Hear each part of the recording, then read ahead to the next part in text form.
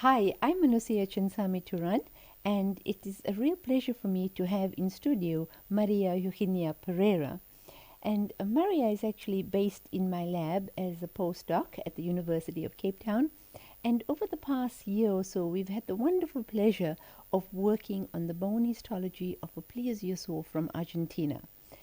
Before we go any further, I'm going to get Maria to explain what plesiosaurs are. Okay, thank you. So plesiosaurs were marine reptiles that they have long necks and all the body adapted to swim.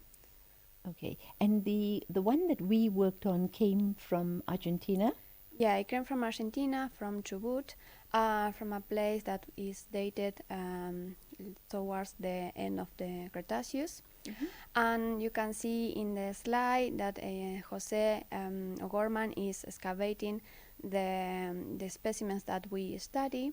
And although he collected several specimens and several bones of each of the specimens, and he realized that all of the specimens were small size individuals, so he thought at first that maybe they were juveniles. Uh-huh.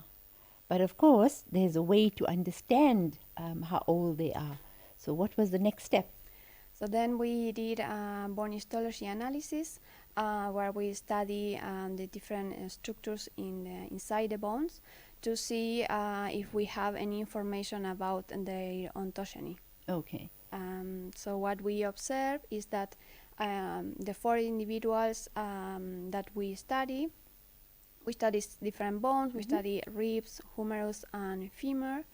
And all the bones give us the same information. We saw that all the specimens were adult specimens, and not only adults, some of them were fully mature. So it means that they reach their maximum body size. Okay.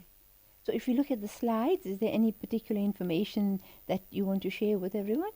So what everybody can see in the slides is that at the in the surface of the bones, we can see that the bone tissue reveals that the growth rate it becomes slower at the last time of the life of these individuals.